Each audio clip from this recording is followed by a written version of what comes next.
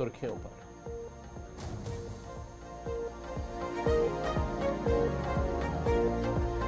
PM Modi का कल डोडा दौरा। स्पोर्ट्स स्टेडियम डोडा में अवामी जलसे के करेंगे खिताब। डोडा में सड़क हादसा, ट्रक 300 फुट गहरी खाई में जा गिरा। ड्राइवर समेत 2 अफराद अजान।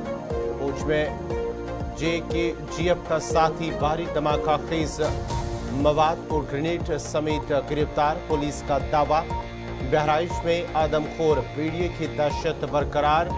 लगातार चौथे दिन किया हमला, खातून जख्मी। वक्त तरमीमी बिल 2024 पर मुश्तरका कमेटी की मीटिंग 18, 19 और 20 सितंबर को पार्लियामेंट हाउस में होगी।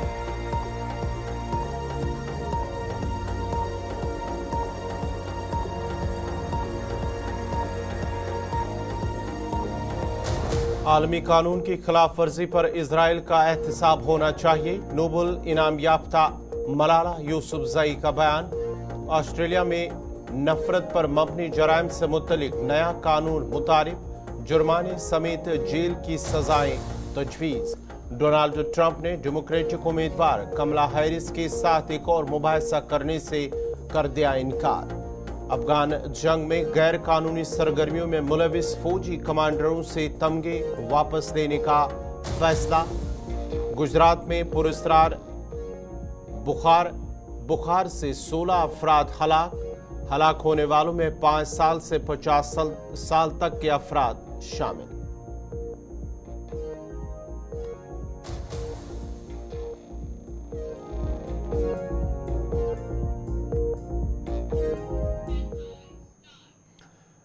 और पेश खबरों की तफसील। सबसे पहले बड़ी खबर डोडा से, जहां पर सड़क का एक दिलदोज हादसा पेश आया, जिसके नतीजे में 2 अफराद जान बहक इस हादसे में हुई है। का ट्रक गहरी खाई में जा गिरी, जिसके नतीजे में गाड़ी में सवार ड्राइवर और कंडक्टर मौके पर ही दोनों की मौत हुई है। ये हादसा महलूरा डोडा के मकाम पर पेश आया है, जहां पर एक ट्रक ड्राइवर के काबू से बाहर होकर गहरी खाई में जा गिरा, जिसके नतीजे में ट्रक में सवार 2 अफराद की मौत हुई है, जिनमें एक ड्राइवर एक कंडक्टर शामिल था। दोनों की मौत हुई है। हादसे की खबर जो ही पुलिस को पहुंची है, पुलिस से जाए मौके पर पहुंची और जब तक वो वहां पर पहुंचते दोनों अफराद की मौत हो चुकी थी। आज सुबह ये वाकया पेश आया है, हादसा पेश आया है, जहां पर एक ट्रक हादसे का शिकार हुआ और दोनों अफराद की शिनाख्त आसिफ अहमद, जो बागवा बाटा डोडा का रहने वाला है, और दूसरे का नाम आमिर अहमद, ये भी डोडा का ही, यानी कि दोनों डोडा के ही रहने वाले हैं। तफसीलात के लिए हमारे साथ वसीम गुत्तू इस वक्त जुड़ चुके हैं।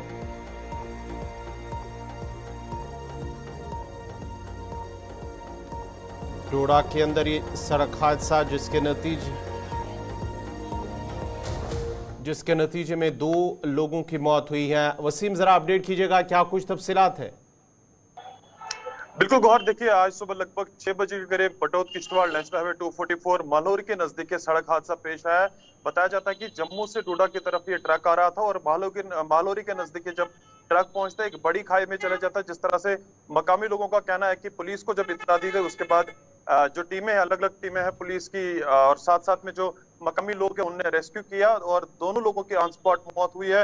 ये 2 लोग जो है जिला डोडा के ही रहने वाले थे, जिसमें ड्राइवर और कंडक्टर उनकी मौके पे ही मौत हुई है और इस गाड़ी में कुछ सामान भी था। मगर जब ये ट्रक हादसे का शिकार हुआ, आप देख सकते हैं कि कितनी बड़ी एक खाई में चले गया है। अभी तक बताना मुश्किल होगा कि कारण क्या रह चुका है, किस कारण ये गाड़ी हादसे का शिकार हुई है। और जहां पे हमने डीएसपी ट्रैफिक से बात की, उन्होंने कहा कि जरूर इस मामले को खंगाला जाएगा, कारण क्या रह चुका है और किस कारण वहां पे सड़क हादसा हुआ है। पिछले दिनों आपने देखा था कि यही वो लोकेशन थी जहां पे सड़क हादसा हुआ था, 2 लोगों की वहां पे भी मौत हुई थी। आज सुबह भी यही खबर मिली कि 2 लोगों की इसमें मौत हुई है। लगातार पिछले कुछ टाइम से आप देख रहे हैं कि बटोत किश्तवाड़ नेशनल हाईवे 244 जो है वो सुर्खियों में देखा जा रहा है, क्योंकि सड़क हादसे बैक टू बैक लोग परेशान काफी ज्यादा है। आज भी 2 लोगों की इस पे मौत हुई। वसीम, जानना चाहेंगे जहां पर ये हादसा पेश हुआ है, क्या वहां पर जो सड़क की हालत है वो सही है या कि खस्ता हालत है, या फिर दूसरा माना जाए कि तेज रफ्तारी की वजह से ये हादसा पेश आया है, ड्राइवर के काबू से बाहर होकर जो गाड़ी है, ट्रक है, वो खाई में जा गिरा है। क्या सड़क की खस्ता हालत वहां पर है? क्योंकि इससे पहले भी जो आप कह रहे हैं कि एक हादसा पेश आया जिसमें कई लोग जख्मी भी हुए, जांबाग भी हुए, और आज भी उसी मकाम के आसपास से हादसा पेश आया है। बिल्कुल गौहर, देखिए लगातार जो हमारा ये जो हाईवे है, बहुत सारी जगहों पे आप देखेंगे कि जो रैश ड्राइविंग भी देखी जाती है और रास्ते की भी सही कंडीशन नहीं है। क्रैश बैरिकेड्स लगाने की कई सारी जगहों पे जरूरत है। और हम देख रहे हैं कि नेशनल हाईवे 244 का काम भी लगा हुआ है, तो देखना होगा कि इस पे काम करने की कहाँ कहाँ पे जरूरत है। हालांकि बहुत सारे लोग सिविल सोसाइटी के हमारे पास आते हैं जो इस चीज को खंगालते हैं कि वजूहतें क्या रहती हैं, जरूरतें क्या क्या है, कहाँ पे क्या करना चाहिए। और खास करके जो ट्रैफिक महकमा है वो भी जमीनी सतह पे काम कर रहा है। मोटर व्हीकल डिपार्टमेंट को जरूर काम करने की काफी ज्यादा जरूरत है। इलाकों के अंदर लोगों को अवेयर करने की काफी ज्यादा जरूरत है। बहुत कम उनकी टीमें मार्केट के अंदर देखने को मिलती है। जरूर एडमिनिस्ट्रेशन इस चीज को देखनी चाहिए। अगर हादसा किसी जगह पे होता है तो उसकी पीछे बात क्या होती है, हाथ क्या होता है, तो ये चीजें खंगालना वसीम, फिलहाल इस खबर पे आपका बहुत बहुत शुक्रिया, लेकिन आप हमारे साथ बने रहे। एक और खबर पर आपसे तफसीलात जानने की कोशिश करेंगे। नाजरीन, डोडा के बहराई इलाके के अंदर ये महलूर इलाके के अंदर ये सड़क हादसा पेश आया। एक ट्रक गहरी खाई में जा गिरा जिसके नतीजे में ट्रक में सवार ड्राइवर और कंडक्टर दोनों की ही मौत होती है। और आपको बताते चले कि जब ये इत्तला पुलिस को मिली है तो पुलिस भी वहां पर पहुंची है, जिसके बाद ही पुलिस ने दोनों लाशों को अपनी तहवील में ले लिया। जिसके बाद ही तिबी और कानूनी लवाजमात मुकम्मल होने के बाद दोनों की लाशों को लवाकीन के हवाले कर दिया जाएगा। आखिरी रसूमात अंजाम देने के लिए दोनों का ताल्लुक जो है वो डोडा जिले से ही बताया जाता है।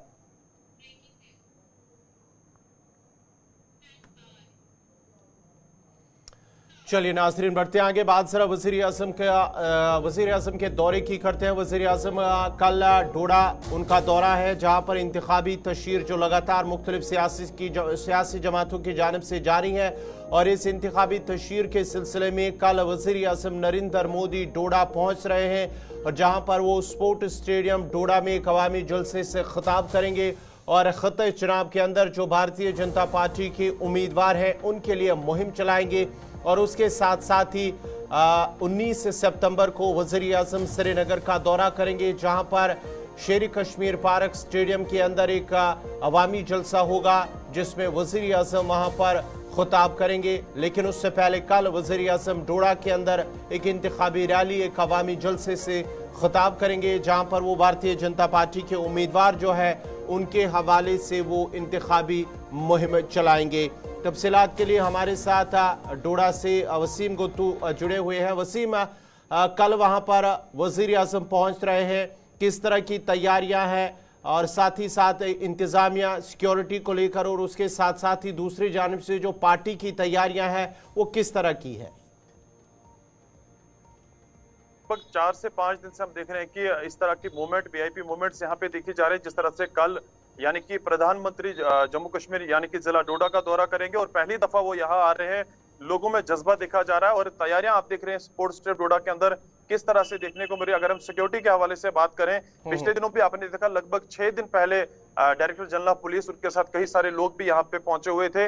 और फिलहाल शहर की अगर हम बात करें, चप्पे चप्पे पे पुलिस को तैनात कर दिया गया है, सिक्योरिटी रखी गई है, और ड्रोन का इस्तेमाल शहर के अंदर भी किया जा रहा है। और कुछ चीजों पे पाबंदी भी लगाई गई है, जिसमें आप बैलून नहीं उड़ा सकते हैं, साथ साथ में ड्रोन नहीं उड़ा सकते हैं। आवाम से अपील की गई है, और कहीं पे भी अगर कुछ मोमेंट आप देखते हैं, किसी शख्स को देखते हैं, तो जरूर आप जो कंसर्न महकमे के पुलिस है उनको आप देख सकते हैं। पुलिस के जो नंबर्स दिए गए हैं उन पे आप बता सकते हैं। हालांकि अगर हम शहर की बात करें, लोगों में खुशी काफी ज्यादा है, क्योंकि पहली दफा अगर प्रधानमंत्री नरेंद्र मोदी जी जिला डोडा आ रहे हैं, उनके लिए तैयारियां काफी ज्यादा हो रही हैं। और कल भी एयरफोर्स की तरफ से अलग अलग जगहों पे विजिट किए गए और पूरे शहर को देखा गया किस तरह का यहाँ पे माहौल है और कहाँ पे उनका जो है चॉपर जो है लैंड करेगा। ये सारी चीजें देखी जा रही हैं। और जितने भी वीआईपीज हैं वो इस वक्त स्पोर्ट्स स्टेडियम डोडा के अंदर मौजूद है, वहां पे देख रहे हैं किस तरह के अरेंजमेंट और साथ साथ में क्या मजीद चीजें वहां पे करने की जरूरत है। जी वसीम, अगर हम बात करेंगे जो भारतीय जनता पार्टी के उम्मीदवार जिनके लिए वज़ीर आज़म खुद कैंपेनिंग करने आ रहे हैं, और इस सिलसिले में किस तरह की उम्मीदें हैं उन्हें आने वाले असम्बली इंतखाबात जब वहां पर वोटिंग होगी, पोलिंग होगी,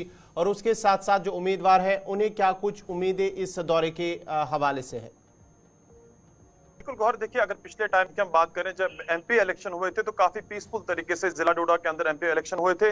अगर इस इलेक्शन असेंबली इलेक्शन के हवाले से बात करें, जो कैंडिडेट्स 3 भारतीय जनता पार्टी के उतरे हैं, चाहे भद्रवा, डोडा, ईस्ट और डोडा वेस्ट के हैं, काफी मजबूत कैंडिडेट हैं, जिसमें गजय सिंह राणा जो है पहली दफा इस मैदान में उतरे हैं डोडा वेस्ट से। उनके लिए थोड़ा मुश्किल हो सकता है, मगर जिस तरह से भारतीय जनता पार्टी ने पहले काम किए हुए हैं, उन कामों को जरूर भारतीय जनता पार्टी इस काम को गिना रही है और लोग उनके साथ काफी ज्यादा देखने को मिल रहे हैं। अगर प्रधानमंत्री नरेंद्र मोदी जी कल यहाँ पे आएंगे, देखना होगा कि लोगों को किस तरह का मैसेज दिया जाएगा। और साथ साथ में जिला डोडा के लोगों का यह भी मानना है कि जिस तरह से आप जानते हैं कि डोडा देसा कर्नल रोड की बड़ी देराना डिमांड है और यहाँ के लोगों की वो डिमांड कल लगता है कि पूरी हो सकती है, बड़ी कोई घोषणा की जा सकती है। जी बहुत बहुत शुक्रिया पूरी तफसीलात फराम करने के लिए। डोडा से वसीम गुत्तू, जहां पर वजीर आज़म मोदी कल वहां पर पहुंच रहे हैं और स्पोर्ट स्टेडियम डोडा के अंदर एक अवामी जलसे से वो खिताब करेंगे। उसके बाद ही वजीर आज़म का दौरे कश्मीर 19 सितंबर को, जहां पर शेर कश्मीर पार्क श्रीनगर के अंदर एक अवामी जलसे से खिताब करेंगे। और डोडा की अगर हम बात करेंगे तो इंतजामिया की जानिब से स्पोर्ट जो सिक्योरिटी और उसके साथ साथ ही दीगर जो इंतजामात हैं वो मुकम्मल कर लिए गए हैं। ये तस्वीरें जो है डोडा स्पोर्ट स्टेडियम की हैं, जहां पर कल वज़ीर आज़म अवामी जुलसे से खिताब करेंगे। उसके साथ साथ ही जो उम्मीदवार भारतीय जनता पार्टी के हैं उनकी जो इंतखाबी मुहिम है वो उसमें शिरकत करेंगे। खुद वहां पर मुहिम चला रहे हैं वज़ीर आज़म और कल वो डोडा पहुंच रहे हैं।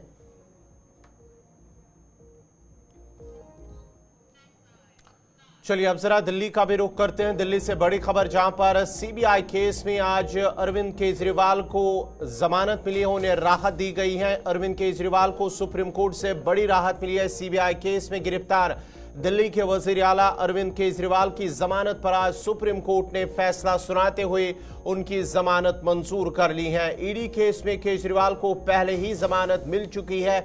अदालत ने गुज़िश्ता हफ्ते समाअत मुकम्मल करके फैसला महफूज कर लिया था और इससे पहले मनीष सिसोदिया, बीआरएस लीडर के कविता, एमपी संजय सिंह, दुर्गेश पाठक को जमानत मिल चुकी है। ताहम जमानत देते हुए सुप्रीम कोर्ट ने कुछ शराइत भी आयद की है अरविंद केजरीवाल पर। जमानत के लिए वो उन्हें शराइत जो है उनके पाबंद होना है और जो ईडी केस में जमानत देते वक्त आयद की गई थी, जेल से बाहर आने के बाद अरविंद केजरीवाल किसी फाइल पर दस्तखत नहीं कर पाएंगे। उसके साथ उनके दफ्तर जाने पर भी पाबंदी होगी। यही नहीं, वो इस मामले में कोई बयान या तबसरा नहीं कर सकते।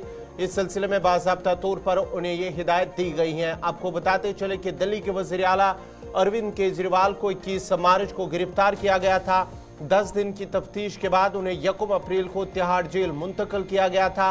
10 मई को उन्हें 21 दिन के लिए आम इंतखाबात में मुहिम चलाने की इजाज़त मिली, जिसके बाद उन्हें 2 जून को फिर से जेल में खुद सुपुर्दगी करनी पड़ी थी।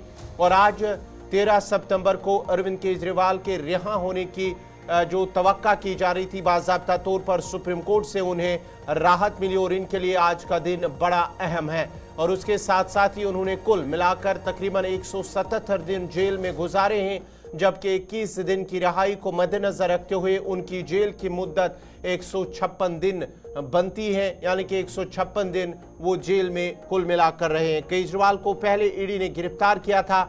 इस मामले में उनकी जमानत मंजूर हो चुकी, लेकिन जेल में ही उन्हें सीबीआई ने भी गिरफ्तार कर लिया था। इस मामले में सुप्रीम कोर्ट ने दोनों फरीकीन के दलाइल सुनने के बाद फैसला किया। केजरीवाल की तरफ से सीनियर वकील अभिषेक मनु सिंघवी ने मुकदमे की पैरवी की, जबकि सीबीआई की तरफ से additional solicitor general SV Raju मौजूद थे। इससे पहले दिल्ली के साबिक नायब वज़ीर आला मनीष सिसोदिया को 9 अगस्त को सुप्रीम कोर्ट से बड़ी राहत मिली थी।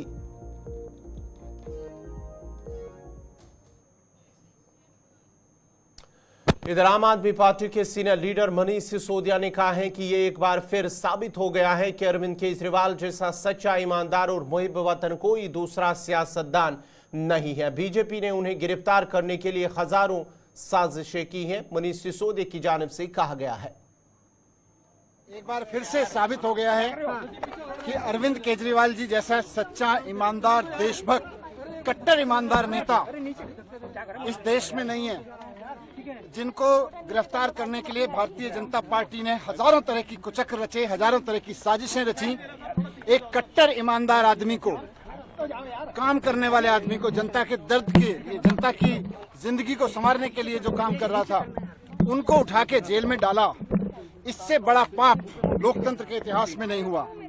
आज ऑनरेबल सुप्रीम कोर्ट को हम नमन करते हैं, उनको सलाम करते हैं, उनका धन्यवाद करते हैं। हम इस देश के संविधान का धन्यवाद करते हैं, बाबा साहब का धन्यवाद करते हैं, जिनके बदौलत आज सच्चाई की जीत हुई है।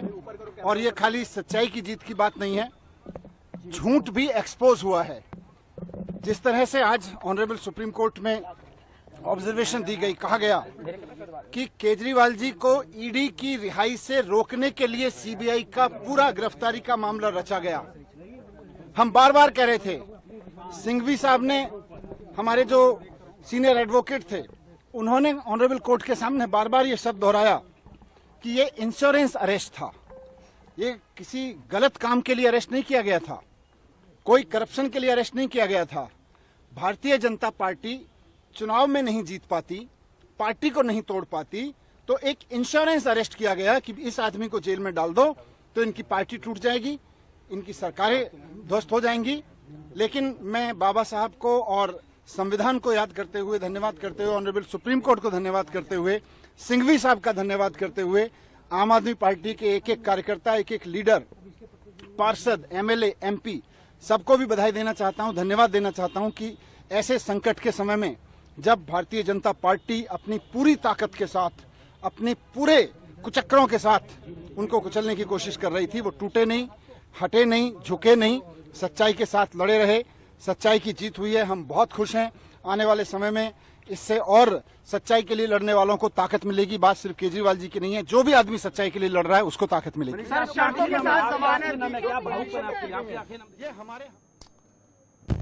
इधर सेंट्रल शालटेंग श्रीनगर से आजाद उम्मीदवार मुदस्सिर बजाज ने इंतखाबी मुहिम को जारी रखते हुए आज परिमपोरा बस स्टैंड के रिहायशी इलाकों में अपनी इंतखाबी मुहिम चलाई, जिस दौरान उन्होंने घर घर जाकर लोगों से अपील की है कि आने वाले असेंबली इंतखाबात के दौरान उन्हें कामयाब बनाने के लिए उनके हक में वोट डालें। बिस्मिल्लाहिर्रहमानिर्रहीम। आज मेरा दौरा था पारिमपुरा में, जहाँ पर फ्रूट मंडी है, बस स्टॉप है। तो मैं जब घर घर गया, अपनी वोट की अपील की, उन सब लोगों की नाउम्मीदी, इतने टूटे हुए थे वो, इतने टूटे हुए, क्योंकि वहाँ पर पता कितनी परेशानियों का सामना करना पड़ रहा है। वहाँ पर पानी घर तक अंदर घुसता है, नालियाँ ख़राब है, बदबू आती है, तो वो कैसे घर रह रहे हैं? उनके परमानेंट घर नहीं है, वो टेम्परेरी घर है, और कितने सालों से वो एक हट में रहते हैं। उनको सिर्फ अल्लाह ताला पूछता है बस, और कोई नहीं उनका सहारा। लेकिन आज जब मैं गया, मैंने उनको आश्वासन दिया अच्छे से कि ये बेटा आपका साथ हमेशा देगा। तो आने वाले वक्त में इंशाल्लाह जब हम जीतेंगे तो उनके लिए हमें पहले काम करना पड़ेगा। जो घर टेम्परेरी है वो पर।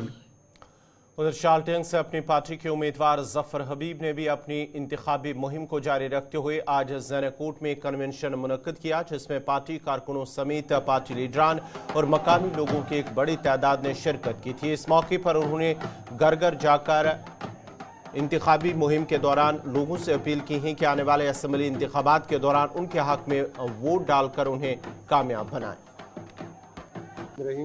फिलहाल जैसा कि आपको पता है, हमारा डोर टू डोर कैंपेन चल रहा है और इंशाल्लाह वो उसको हम कंटिन्यू करेंगे।